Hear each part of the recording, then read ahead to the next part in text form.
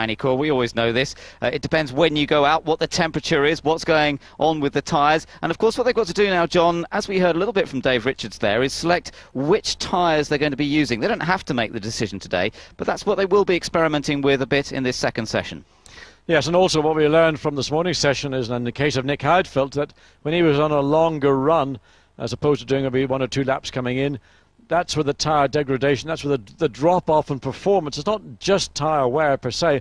It's such a major drop-off in performance, and it can be dramatic, up to 2, maybe 2.5 seconds per lap.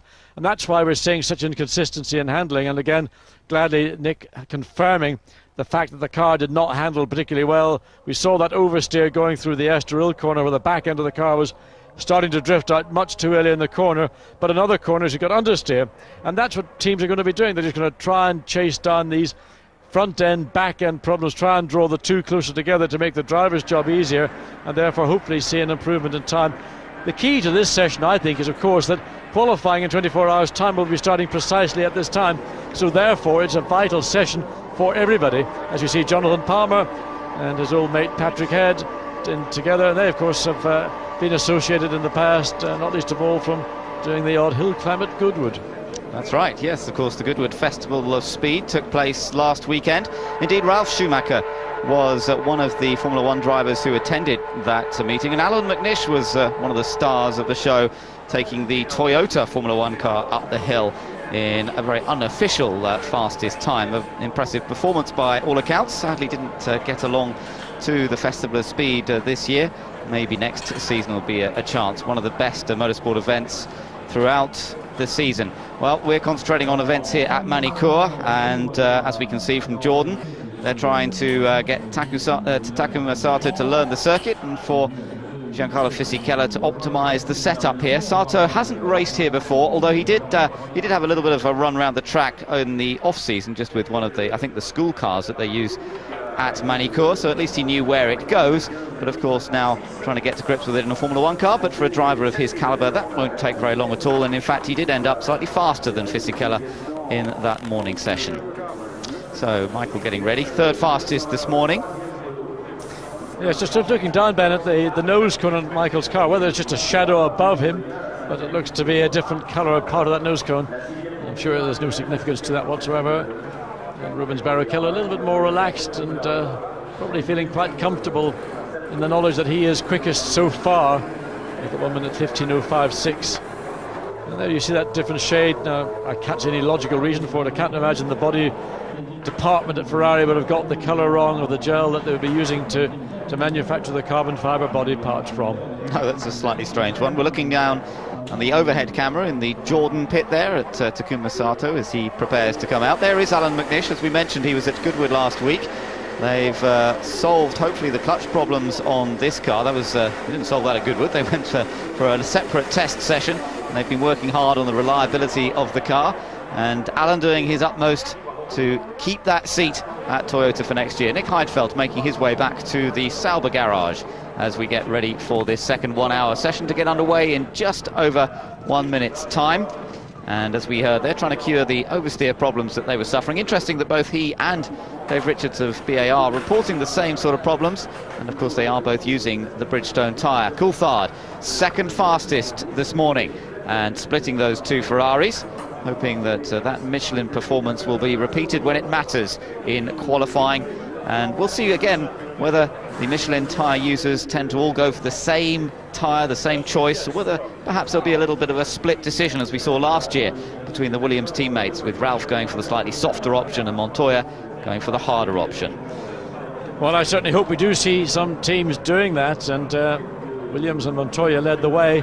It was a courageous decision because, you know, it is so much a temperature factor, and you make your decision at the end of Saturday morning's 2 practice sessions for qualifying, and that's what you've got for qualifying and for the race. And if there happened to be a slight change or a substantial change in temperature between Saturday and Sunday, you could find yourself wrong-footed completely.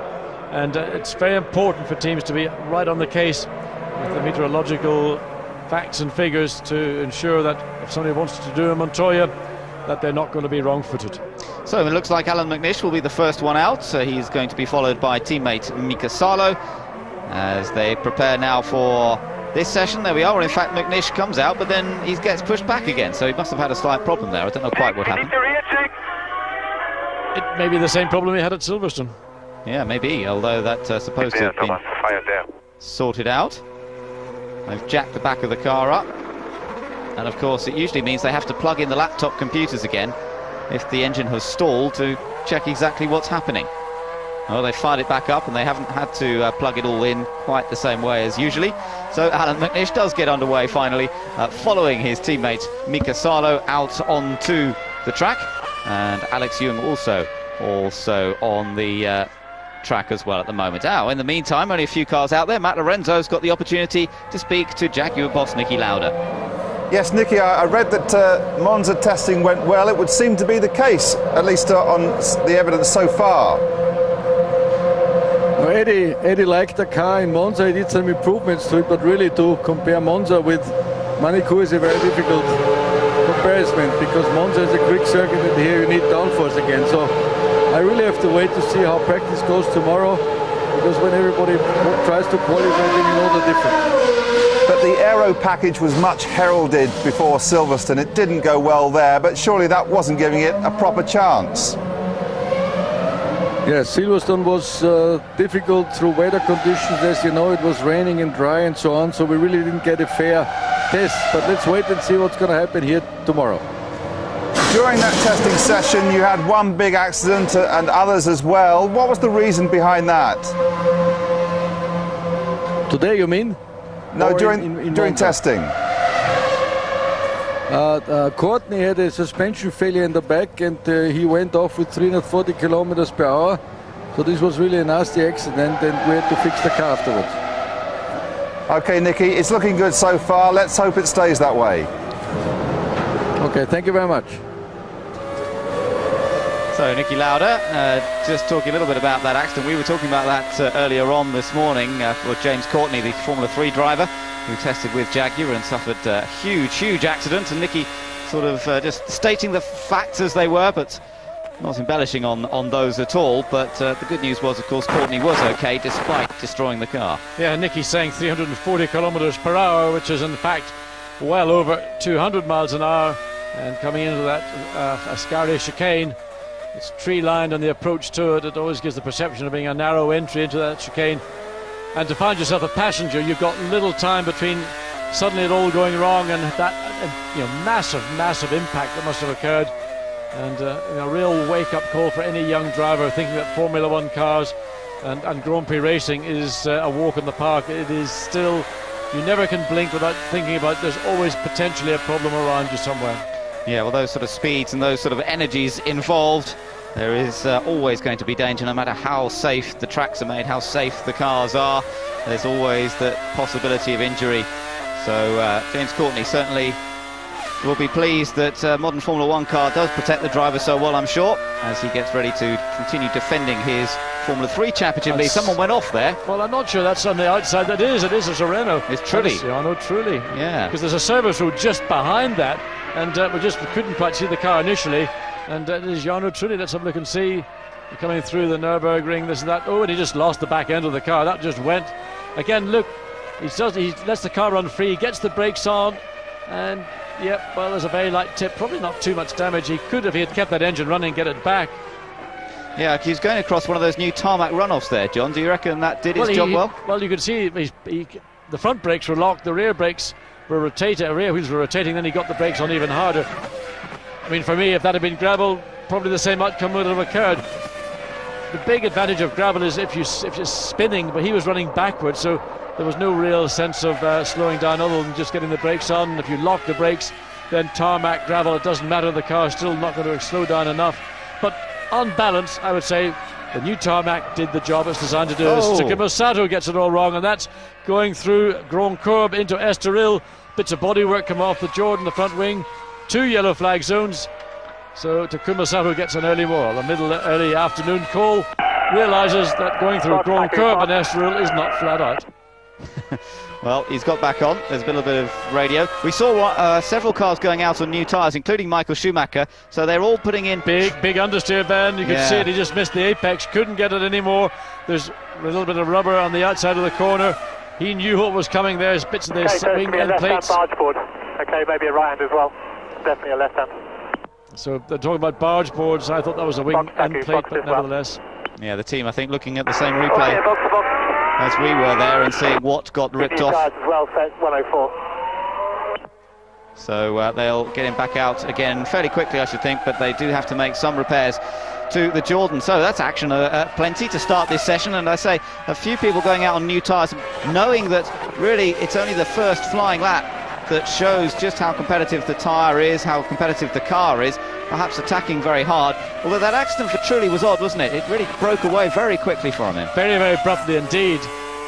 Just let's see what happens. Ralf Schumacher on the same tyres or the same manufacturer. Traffic ahead, traffic all over the place. Sato, well, there's just cars everywhere. In fact, his own teammate Montoya. So Ralf Schumacher will not be particularly happy with that. He worked his way around the track, got almost the last couple of 300 metres, and then suddenly finds, oh, and look, massive oversteers. He flicked in to that chicane. Yeah, now coming through the last corner. So 1:18.3 at this point, but I should think that these tyres that he's on have done quite a lot of laps, so that won't be reflected. He won't really be able to put a quick time in at the moment with the tyres being fairly worn. There's Jan.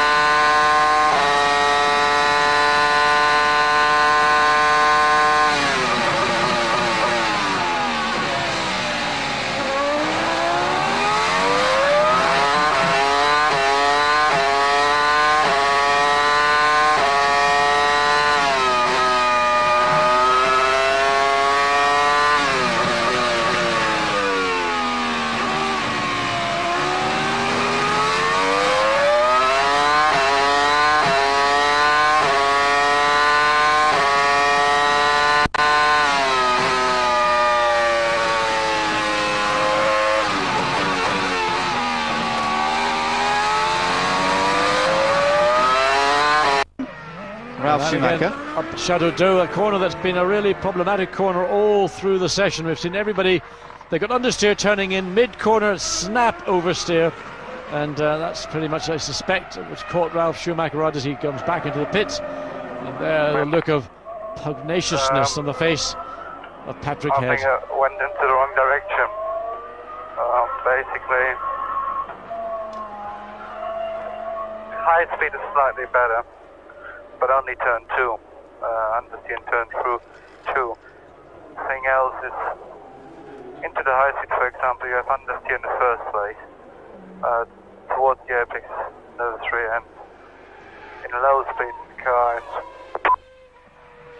Well, you can see the tyres were fairly worn on that car by now, and that's why the engineers have to do their homework to work out if the changes that he's reporting are down to the tyre degradation, to the loss of performance in the tyres, or whether the handling characteristics are down to the nature of the chassis, the aerodynamics, and they have to actually change something. And that's where they can get very confused, as Massa using every inch of the road and a little bit more there. Well, that was a bit lazy on Felipe Massa's part. He didn't need to do that.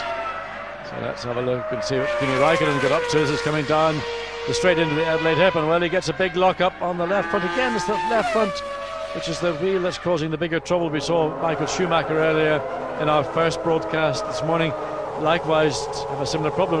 Look at Michael's tyres, and those look, well, certainly the right front looks pretty new and shiny.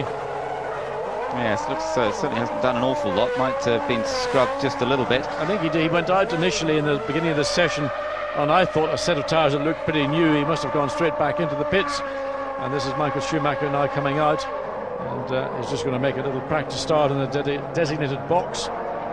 Revised pit lane exit, of course, from last year at the Manicourt circuit to ease the blend line of the cars coming out of the pits into the Estoril corner. It's still not satisfactory because the cars coming out of the pits are going onto the very dirty part of the racetrack. In fact, that is a shadow on the bodywork of Ferrari. It is not somebody's made an error. And this is Ralf Schumacher's spin up at Chateau d'Eau. We get a lot of gravel around. Well, that's pretty much oversteer at the point of turning in. He tries to balance it on the throttle and the steering. The car doesn't want to know. The tyres, in principle, to say, forget about it, Ralph. We haven't got the grip here today.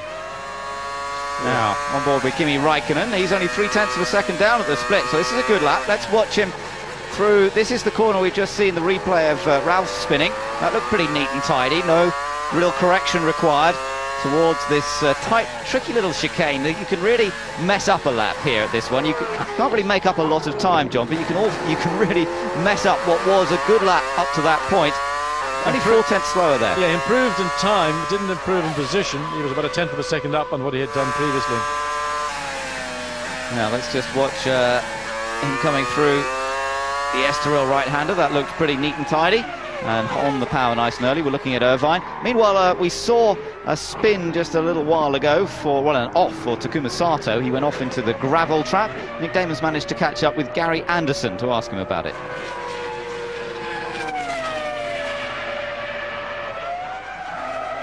Gary Anderson, start the second session. We've seen about 4 or 5 cars go off, including Takuma. Has the track changed in the last half hour?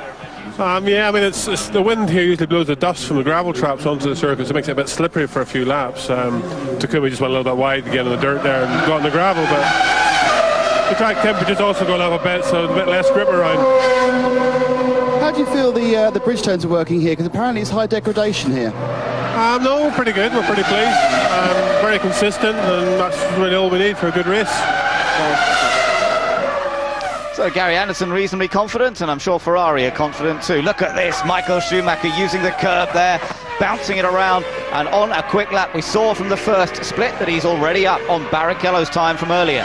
Indeed, it was a personal best, not the fastest so far today, but nevertheless it was pretty close to it. Now he's just over 1/10 of a second up through the Imola, and watch him into Chateau d'Eau. That was fantastic. The split, as you say, is up, and the car really changing direction superbly. That's where it's been so strong this season, on the change of direction, as well as just about every part of most tracks, to be honest. Into the final corner, and then he flashes across the line. Fastest time, yes it is, by 0.6 of a second for Michael Schumacher. And Michael came on what we believe, it certainly looked to us like a fresh set of tyres, so he picked up a bunch of time in that final sector.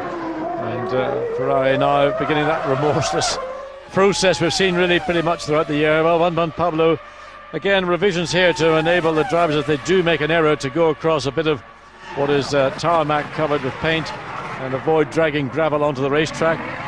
Just gets it wrong, decides, well, I'm not going to even begin. I'll take that bit of exit route and then go straight into the pit lane, and we've now got both the Williams back into their garage. Ralph getting the car worked on the front end, maybe just giving a bit more stability, particularly in the Chateau d'Eau corner where we saw him on the turn in, the back end broke away. So maybe they're doing something in the roll bar just to give it a little bit more roll control. Jenson Button. Yes, riding with Jenson Button, who's put in a personal best through the first sector of the lap. He's 7th fastest following what went on this morning, and we'll see whether he can improve on that lap here. Coming up through the fast chicane here. It's a down change just before he goes into it. Oh, can't really get on the power quite as early as he would have liked. Yeah, but he's on a fresh set of tyres also, and that's where the personal bests are coming from. So Button on a 15.8, and that's from this morning. Let's watch and see what he does at the conclusion of this lap. It'll be maybe a low 15, and it is a 15.2, so up to 4th place for the Briton. And of course, another good performance here. Well, you never know what's going to happen, whether Renault have decided what they're doing next year or not. Jensen needs a strong performance for the remaining Grand Prix. Yeah, looks good through there. Remember, his teammate is already out of this session, and although the spare car might be set up for him, he can't use it today, remember. He can't use the spare car until tomorrow. So Trulli has to sit out. Oops, and Button just gets it a little bit sideways under braking into the Adelaide hairpin. Button now has all of the sorting and development work that needs to be done. He has to go through that list for both himself and Jarno Trulli, but should be pretty happy with the way it's going over this couple of laps. We're back on board, and again you can see that's the line you want to take through the 180-degree corner. Get it in, hold it in, just hug that apex all the way around, then let the car drift out, then up and down that gear through the Imola chicane. Very, very quick. In qualifying, that is just unbelievable to watch. Well, the tyre performance, remember, going off fairly quickly around this track, so you tend to only be able to do one quick lap. So he won't be able to threaten on this next lap, I don't think. And it'll be interesting to see how much slower. It was a 15.2 last time around and a 16.0. So that gives you an idea. 0.8 of a second slower on the second flying lap. And contrast that to Michael Schumacher on the Bridgestone. His last flying lap after his current fastest lap was about 0.4 away. So the degradation on the Bridgestone lap to lap appears to be marginally less than it is with the Michelin tyre. Good point, John, and I'm sure all the teams will be paying close attention to the times, and each lap they can assess how much the tyre performance has gone off. But of course, remember that each tyre company does have a choice of 2 compounds, so you have to try and work out which team is using which compound and then work out how that tyre has been performing over a series of laps. So Michael comes up through Imola, and this is on board with Barrichello. Pretty quick through the Nürburgring. Oh, and he's got it out of shape again. Now, he spun earlier on today, and he does come in quick into that, doesn't he? Yes, he did. I mean, when we saw the first time he made that error, he was very quick on the approach. And again, same thing, forcing it, really pushing the car hard. And again, getting into that situation where the thing just doesn't want to respond, hasn't got the grip to do it, and it just sort of sorts itself out. Nevertheless, Rubens down to second quickest now by about 0.6 of a second from Michael. So looking to conclude this lap. Nico Salo ahead of him in the Toyota, and he doesn't really want to have another car ahead of him when he's going through this. His tyres look like they've done a lot more laps though than those in Schumacher's car, who's really, I think, had a brand new set of tyres on. Let's take a look at the replay here. This was Barrichello coming into that corner, the 180 degree, again locked the left front, managed to correct it and not run out of track space this time, and still getting tight to the apex, so did a good job of recovering that. Barrichello. A very big jump forward and then come back again. Eddie reporting back to the pits. Big jump forward and now we've gone back again, I think he said. So whatever they've changed perhaps hasn't worked, or is it just the change in temperature? Well, the only person who's improved is Giancarlo Fisichella. He's gone up to 8th quickest, which is relegated Irvine and De La Rosa down to 9th and 10th. And of course teams will make various aerodynamic changes principally. They will make mechanical ones as well, because it's always a balance between the two with the nature of the Manicure circuit. Let's look and see. Well, BAR look like they got better balance and grip as they exit out through Estoril. Olivier Panis currently 9th quickest, and in fact now Panis has just gone ahead of the 2 Jaguars, so it's an improvement for Panis as we look down to see Jacques Villeneuve. And Villeneuve currently 18th on an 8.17.4, and Panis on a 16.1, 1.5 seconds between the 2 BARs. That's probably just down to a set of tyres. Yes, I'm sure it is. Just getting the tyres on and putting in a quick lap. Jensen Button right behind the Canadian here and following him round as he just puts a few more laps on those tyres, gets a bit more of a feel for the car perhaps as it will be in the race once the tyres have gone past their best. And now heading down, there's a little lock-up from Villeneuve, not quite as dramatic as we saw for Barrichello, and he really does use the curb on the apex. Yes, but I think what's happening is the track is now coming to the car, coming to the drivers, and they're getting the grip at the point of the corner where they can get the car in. We're seeing more drivers being able to get in and hug that curb much more than we saw in the first 1 hour session this morning. Few places where you have to compromise your exit of a corner here to get the entry to the next one.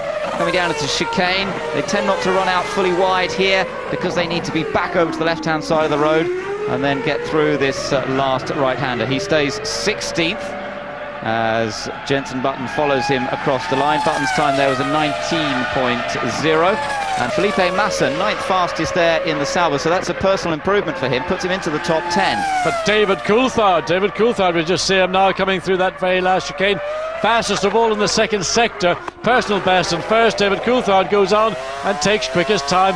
First driver, 14.259, and if you think back to last year, that is what, 6, nearly 7/10 quicker, and at the identical time in this session to last year. So that's a good effort, and I should think McLaren will be pleased with that. Mario Williams sitting on the far side there is the engine man. Norbert Haug nearest the camera. We heard from him during the interval, and he did seem reasonably happy with the progress made during this morning's 1-hour session. Montoya preparing to come out, looks like a scrubbed set of tyres that he's on, as we see Coulthard is still on a quick lap, John. That's interesting to note on the Michelins. Yes, he's done a personal best, but he's also got the highest speed. That's coming into the braking zone, so it doesn't really matter very much. It just means that he's able to brake fractionally later. So, yes, Montoya's decided, and either he's got a problem or he's just waiting to get into the box to do his practice starts. Yes, he is just waiting to get into that. That's the little dedicated box in which you'd make your launch control practice starts. There she goes. Yep, release the button, off it goes. David Coulthard.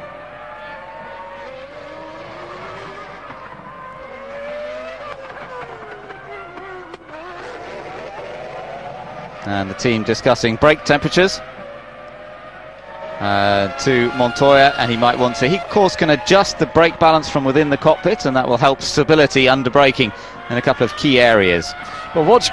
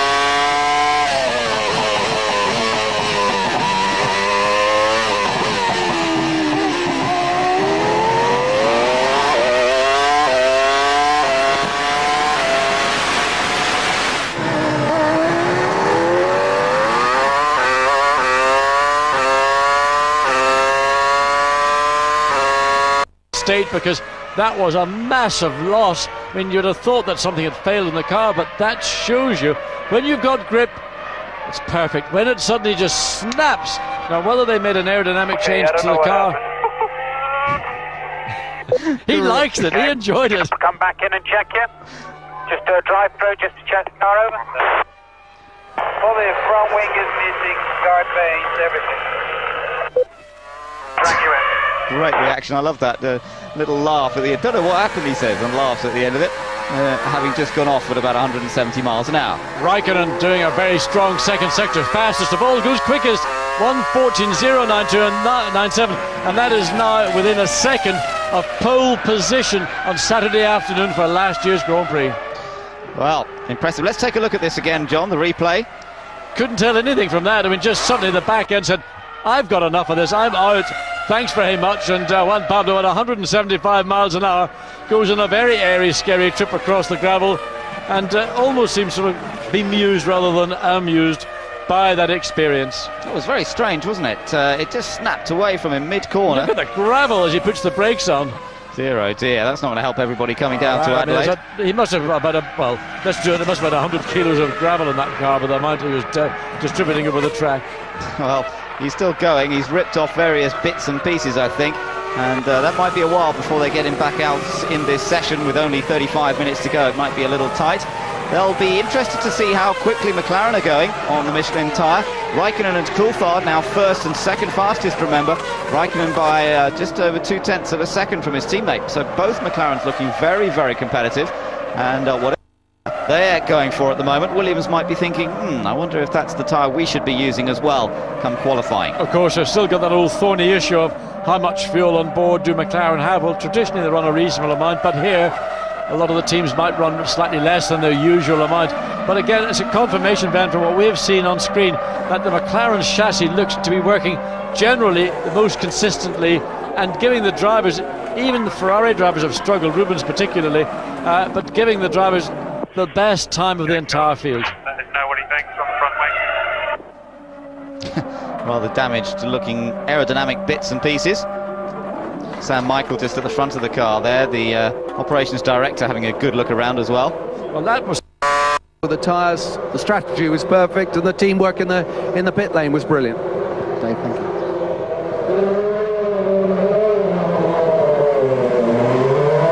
up to whether it was because there was too much aerodynamics in the front, or maybe there was something on the track we couldn't pick up, but whatever it was, everything was normal entering into the Grand Prix, which is absolutely flat out in fifth gear, probably even getting sixth gear by the time you're entering the second part of the corner, and round she went, and didn't she go?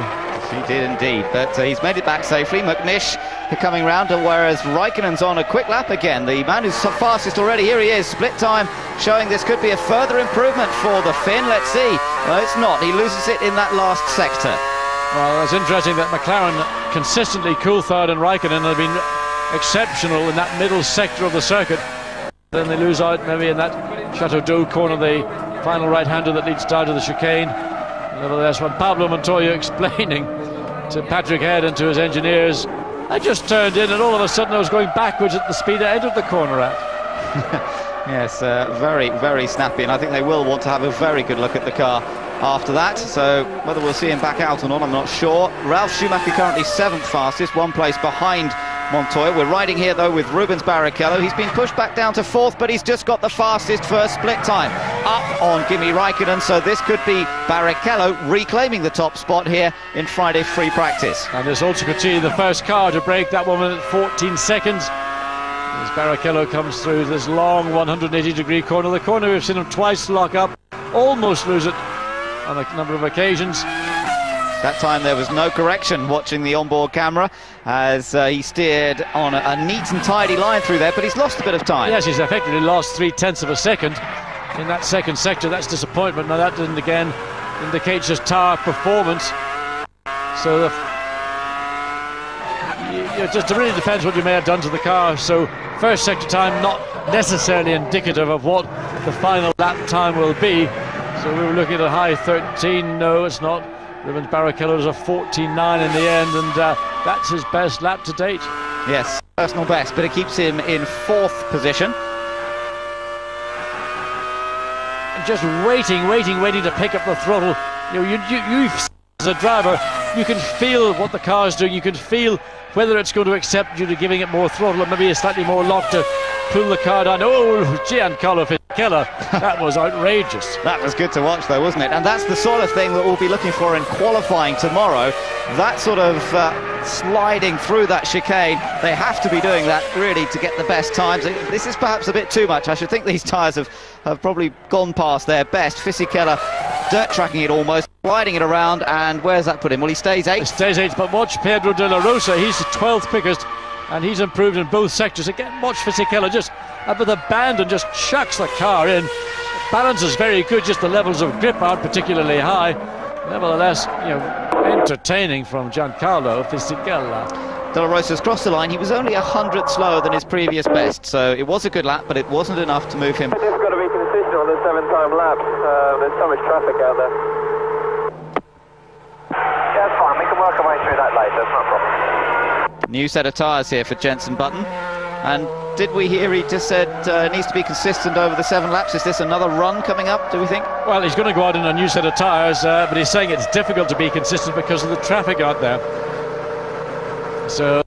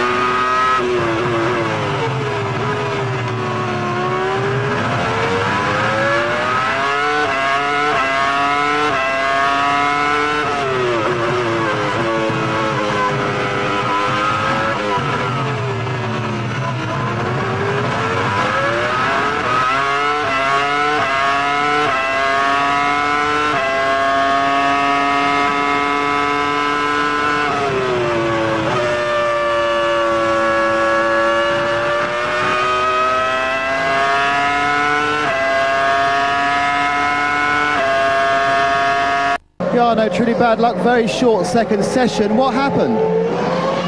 Simply that I made a mistake going out of the first quick chicane. Had the track changed a lot? Like, we had a lot of people having problems in the first few minutes. Was the track very different at the beginning of the session from the end of the last? I don't think so. I think track was very consistent. Bad luck, thank you. Outrageous. He just chucked the car in.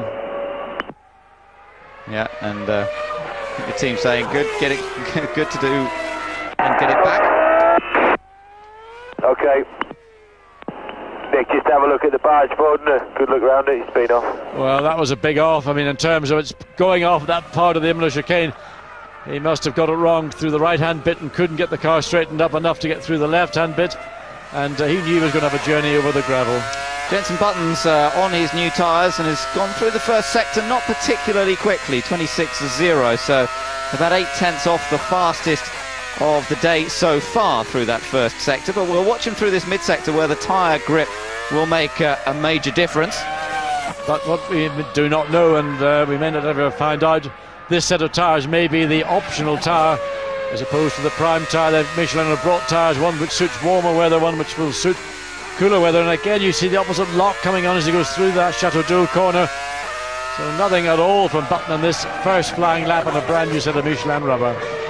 And he's got a little bit of traffic ahead, although that's David Coulthard, I think, probably coming in as Button comes through across the line there, stays fifth fastest. He did a 16.3 on that lap, but his previous best is a 15.2.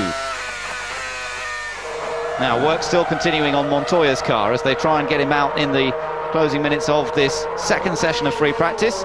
He looks fairly relaxed, just watching the monitors, keeping an eye on the times that everybody else is managing to achieve. Of course, not unfamiliar with high-speed spins.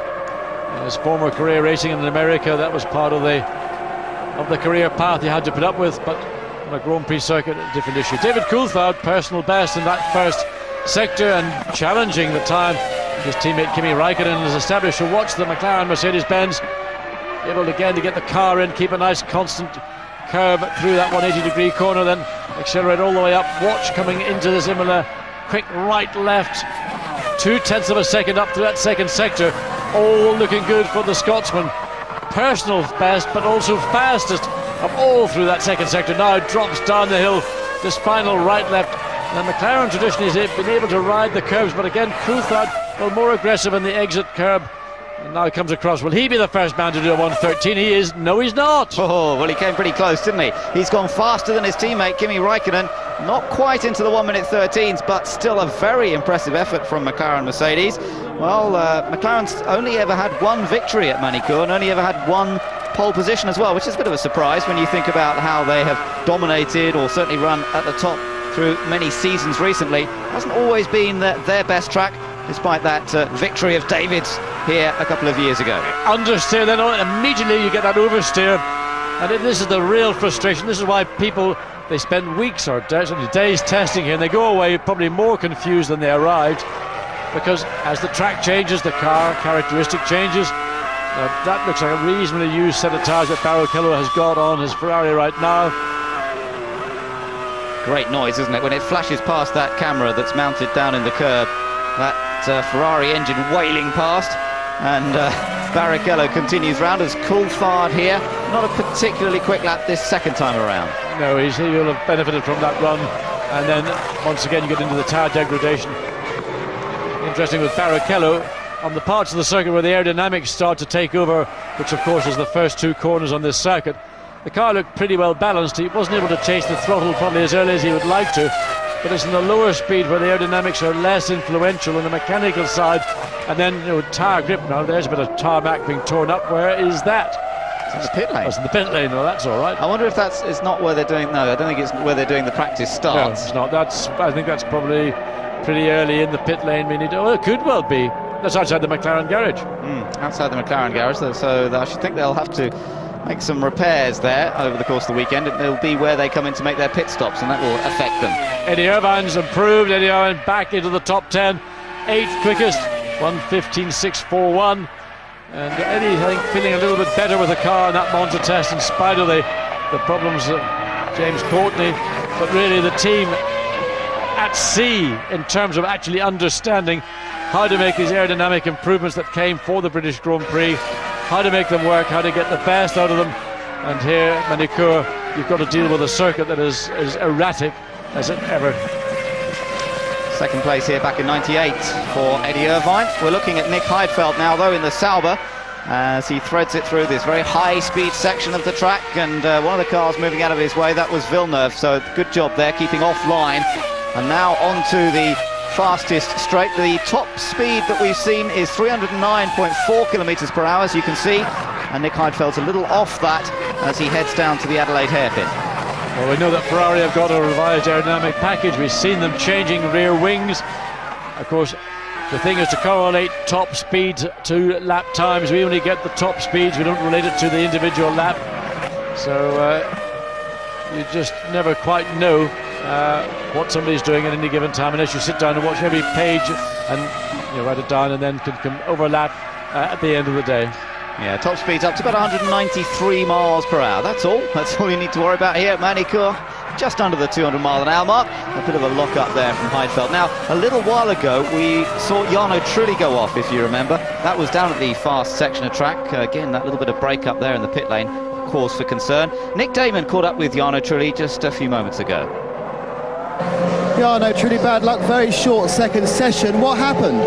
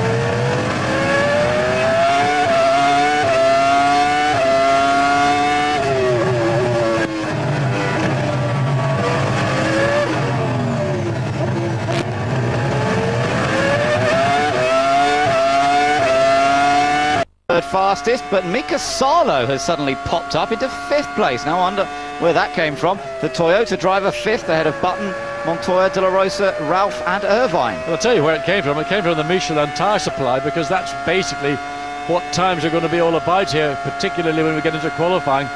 Throw a new set of tyres, 4 sets of tyres available to most of the teams, and just go for it. Michael Schumacher, first sector, okay.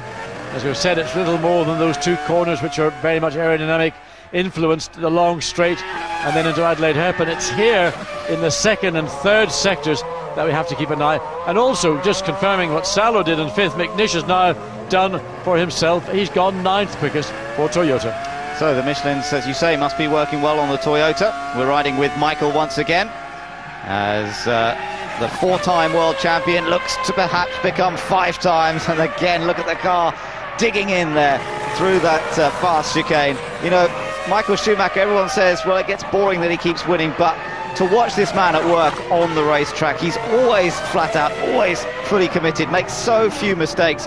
A real joy to watch. Even in a free practice session, he never gives it less than 100%. But that 1.3 second deficit to David Coulthard is no reflection on the Ferrari, no reflection on Michael Schumacher. It is quite simply about at what point do you run a brand new set of tyres, at what point you do your homework for Sunday, to a lesser degree for tomorrow afternoon. So Kimi Raikkonen there, as Bridgestone keeping a close eye on the Michelin tyres perhaps that are being used by McLaren. Everybody keeping a close eye on their rivals as the weekend progresses. Coulthard fastest, remember, in this session so far from Raikkonen, Michael Schumacher, Barrichello, Salo, 5th fastest ahead of Button, then Montoya, De La Rosa, McNish and Ralf Schumacher. But what those Bridgestone engineers are looking to do is find out which tyre of the two Michelins here, because it's not ultimately about the single fastest lap that the Bridgestone engineers are concerned about. It's about the durability and the way that degradation, how much degradation is there, at what point does it flatten out, then at what point does the tyre wear out, and that's what each tyre company will be trying to learn from one another. Well, there you are. He went off there last time, but he's flat out through the left-hander anyway, and now, and he gets it a bit out of shape through the right-hander. Yeah, he had traffic just coming in behind him. That was Mark Webber and the Minardi, and it is a big distraction where the cars blend back into the racetrack. You're making a commitment to go through Estoril, and suddenly there's a slower car coming out. You don't know whether he's seen you, you don't know whether he's going to pull onto the racing line. So Montoya just backed out of it, and almost you could sense his frustration. Let's ride with him over the rest of the lap, heading up towards the Nürburgring chicane. Very quick through there, and now he's got to get it onto the brakes and try and keep it tidy through this long looping left-hander that we've seen so many people make a mistake at. He's having to work all the way through the corner, working on the steering wheel, keeping the balance on the throttle fairly even. Not a particularly attacking lap through the chicane this time. And now up through Chateau d'Eau, this 90-degree right-hander effectively under the bridge towards that little chicane where it's so easy to make a mistake, and then through the last right-hander, which brings him across the line to complete the lap. Well, Montoya didn't have a satisfactory lap, but Eddie Irvine most certainly did. Irvine 5th quickest for Jaguar. Now again, we assume that that's not down to Eddie in totality. I mean, Eddie does a good job, but you know, a new set of Michelin may be the reason. Let's go back and look and see. This is on board with Alan McNish in the Toyota. Well, a hand comes out of the cockpit and says thank you, or something to that effect. Yeah, that was De La Rosa, I think he was waving at. So I don't know quite what had happened between those two.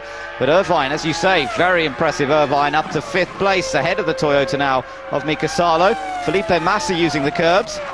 And it looks pretty good. The Sauber look like they've got that balance, that sort of lack of bite in the higher speed parts of the track. They managed to get a handle on that. We saw certainly early in the session Felipe Massa and Nick Heidfeld looking very airy-fairy going through the very quicker parts of the track. Now more control with Massa. It never looks in control. It's always a blur of hands and just throttle and, well, just excitement. Yep, fastest personal time through that middle sector, so he managed to make up a little bit through there. Again, as you say, it's a flash, a blur of motion on the steering wheel as he comes through the last section, and Felipe Massa stays in 12th place rather, with that lap still slightly slower than his best so far. Take another look at this, and Massa is a joy to watch, that's for sure. He's always attacking. This was him over the curbs, and that, as you can see, that's why he was having to work the steering quite as hard as he was. I don't think I've seen anybody, certainly not this year, that is so aggressive with his use of the steering wheel as Felipe Massa. He just literally just pulls on the wheel, and he seems to get away with it pretty much all the time, but it's a bit animal in my view. I think I like a little bit more sort of touch, subtlety and sensitivity on the steering wheel. Yes, you don't often see Michael Schumacher drive like that, do you? But then again, I suppose he has got what is the best car in the field. And even when he hasn't, he usually looks smooth in the cockpit, even if the car is dancing around if you watch from outside. Salo, therefore, one of the stars of this show in this free practice session, now dropped down to 7th because we've seen an improvement there from Ralf Schumacher. Ralf's gone up to 5th fastest. Montoya, as you see, back into the pits once again. He's completed 31 laps between the two free practice sessions. Most laps have been completed, by the looks of things, by Michael Schumacher, interestingly enough, 43 laps. And also Alex Young, unsurprisingly, has managed to do 43 as well, and he needs to spend time on the track as we go back to Ralf Schumacher, who had a personal best on this lap in that first sector, and then nothing particularly special in the second one. Now we wait to see whether there's any further improvement to come, but certainly there looks more confidence. He's using much more of the curb on the exit of that little chicane, so Ralf Schumacher comes across the line 1.3 seconds down, and that was a 15.335, and about 4/10 down on his previous fastest best. Just under a quarter of an hour of running here to go. There is the Jag of Irvine, 6th place. Well, we haven't seen it that far up. I know it's a free practice, and of course it's quite possible they've pumped some fuel out to go for a quick time, but it is encouraging, I have to say. And De La Rosa in 10th place at the moment. This track is one that needs a decent aerodynamic setup. You can't get away with just having lots of horsepower and no downforce at Manicourt. And if those aerodynamic revisions that they brought to Silverstone are to be effective, they surely should show up here at the Manicourt circuit. And Irvine swerving around just basically to get some heat in the tyres. He's running behind Felipe Massa, and I think Irvine looking just to position himself not to overrun Massa at a point in the track where it would compromise his lap. So Irvine comes across, and again, look at him swerving all over the place. We've seen that happen before with Jaguar, and whatever the reasons are, they've never fully owned up to it. They've come up with some spurious excuse which wouldn't even satisfy a schoolboy. Well, he does seem to have eased off doing that. We'll see if he does it on the next straight once again. Here's Nick Heidfeld. Well, he's working a lot on the wheel coming through Estoril, more than really ideal. So Nick Heidfeld all the way down in 16th place, 4 behind his teammate, 0.2 of a second behind his teammate. Interesting point, John, just talking about the steering. I mean, nowadays Formula 1 cars tend to use a power steering system. When the cars some years ago producing prodigious amounts of downforce, the amount of weight in the steering would almost have counted against you even being able to move the steering that much, surely. Yes, but what the power steering does is allow teams to get into very sort of stratospheric geometries, and particularly in terms of caster, which caster is an effect on the steering geometry, and the more you turn the wheel, the more the wheel tilts back towards you, which in turn makes the mechanical advantage much more difficult. So with power steering, the teams are able to do much more around the front suspension and helping the car bite when you turn into a corner, principally into a slow corner rather than a high-speed corner, but nonetheless helps pretty much everywhere. We're watching Heidfeld. He crosses the line. No improvement in time for him there. Meanwhile, we were talking about Alex Young earlier on having done as many laps as virtually anybody. He is still the slowest car on track. It is his birthday tomorrow, and of course the main present that he would like is to be able to qualify for the Grand Prix. Nick Damon caught up with his team boss Paul Stoddart just a little while ago. Paul, a bit of a mixed day. Mark going very well, but an early stop for Alex. What's up?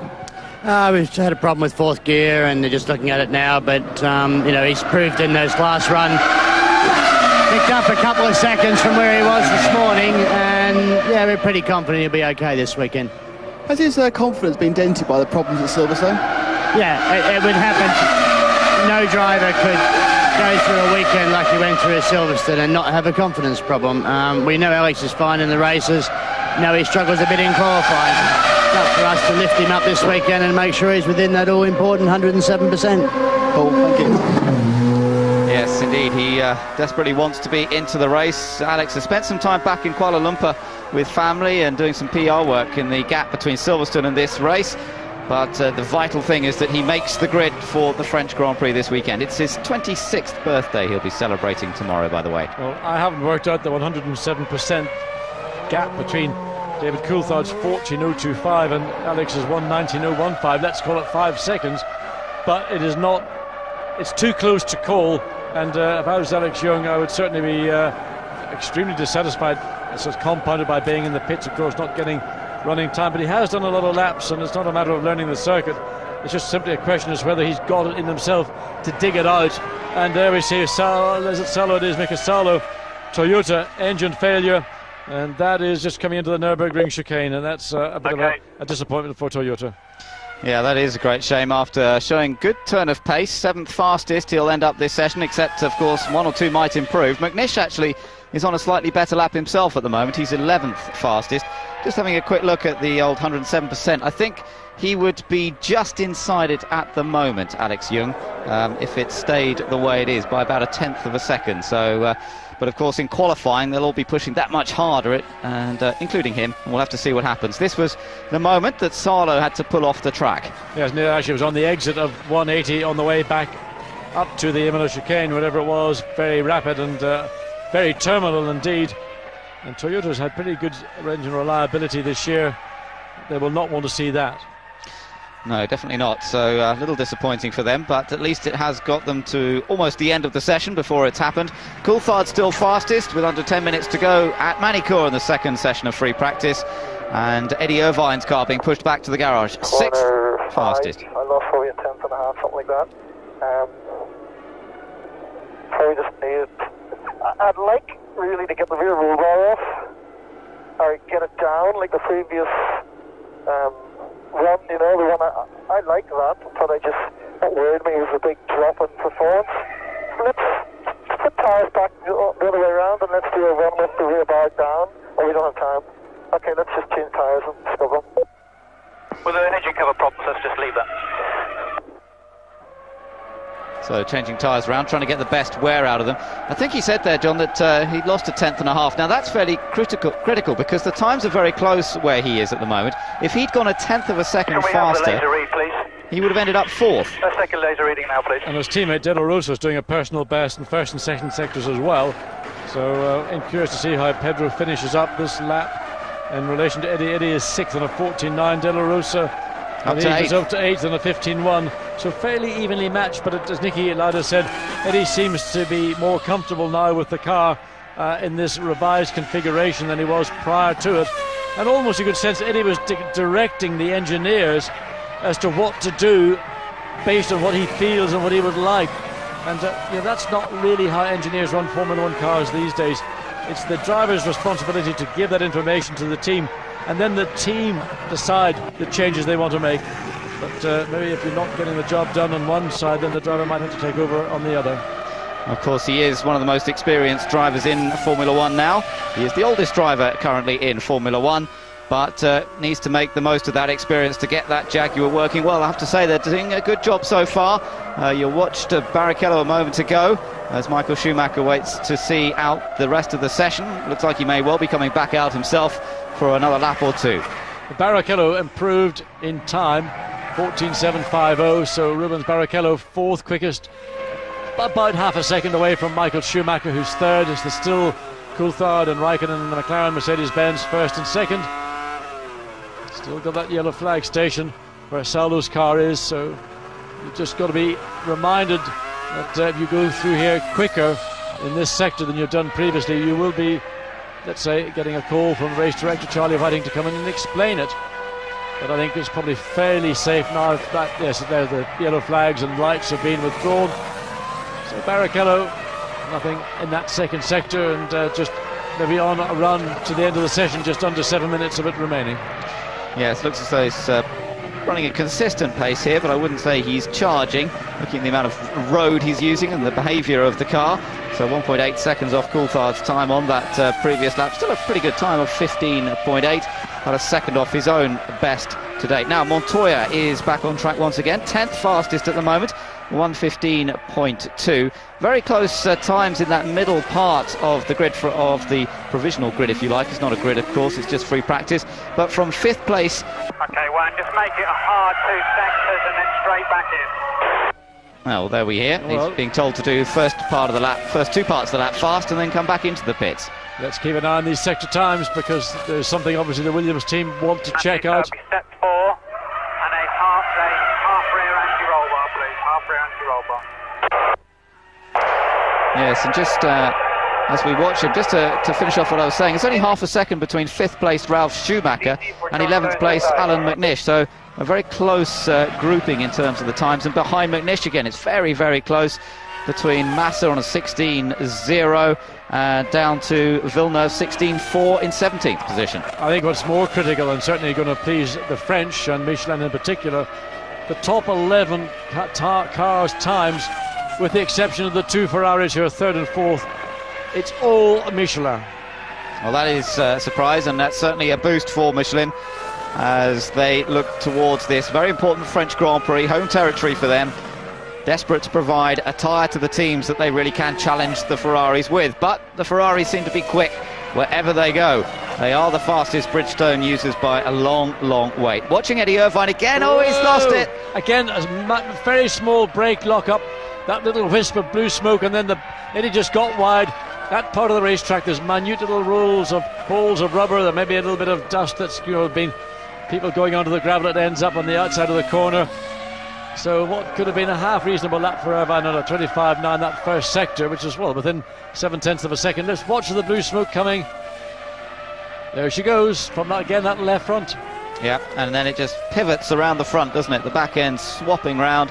Eddie doing a good job to keep it running and get back on very quickly to get pointing the right way, and off he goes. So that was a bit of a disappointment for Irvine. His first sector time was reasonable, not anything particularly special, but not bad, 25.9 seconds to that first sector. And well, inside the Jaguar pit, I'm sure there is a little bit of a boost in morale with the times that have been recorded by both drivers, both inside the top 10, remember. Yes, Jaguar looking, I would say, good through Estoril. Eddie may not agree with me in terms of ultimate pace, but certainly in terms of balance, the car looked pretty good. The person we have to keep an eye out on, he's sort of slipped out of the pits quite quietly on a brand new set of Michelin tyres, is actually Ralf Schumacher. So Schumacher's making his way around to complete his out lap, and then we'll get into a flying lap. Currently 5th quickest on a 14.9. So that's going to be a real benchmark time for the Williams team, with whichever choice of Michelin they've opted to go for. Again, Eddie quick into the 180, but not able to tug it in. Well, let's just watch him complete the lap. He's coming up through the chicane. Not attacking there quite as hard as we have seen on some of the previous laps, so I think perhaps we'll see Irvine come in, or unless he'll just complete this run and make his way, with just 3 minutes to go till the checkered flag ends Friday free practice at Manicourt for the French Grand Prix. Eddie does continue round through that last corner once again, stays 6th fastest to 1:17.0 there. That lap, nothing special on a worn set of tyres now. But an interesting little statistic, which I'm sure you'll all enjoy. At this time last year, Eddie Irvine was 2nd quickest in his Jaguar. His time last year was a 1:15.1. 12 months on, the best Jaguar can do is find 0.2 of a second. Well, that's an interesting point, John. And probably on better tyres to boot. That's true, that's true. Well, progress perhaps not as great as they would have liked. Ralf Schumacher using the curb through the chicane there, a big time as he comes through. But this isn't going to be anything particularly fast. No, indeed, he stays 5th, 15.0.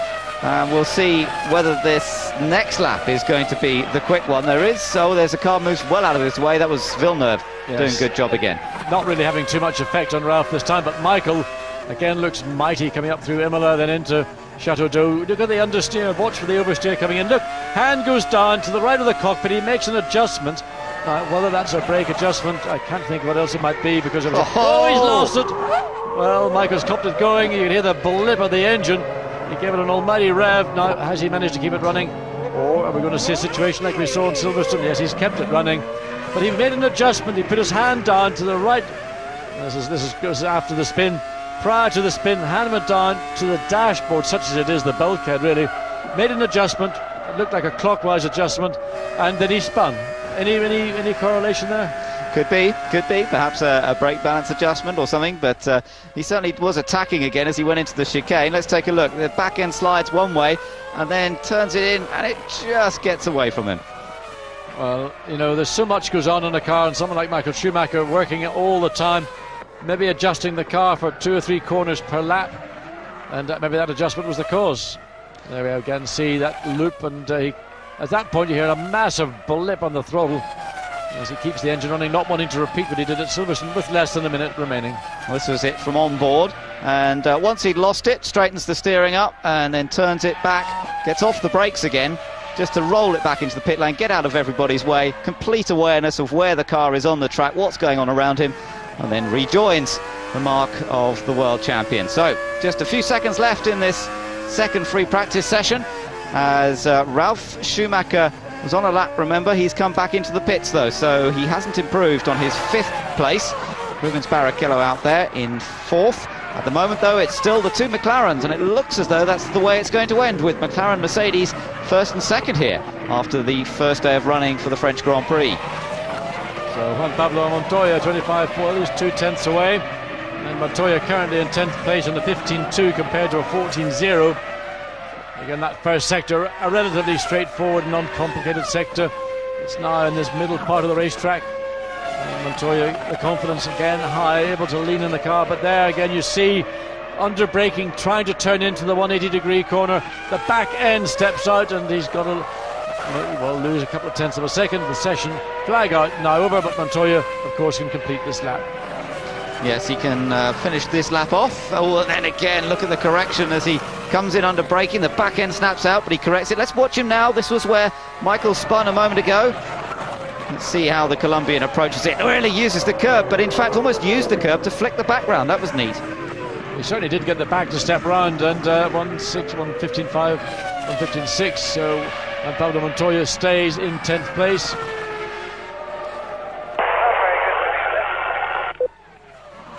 A little bit of radio. David Coulthard finishing off the session as well, and he ends up today as fastest overall.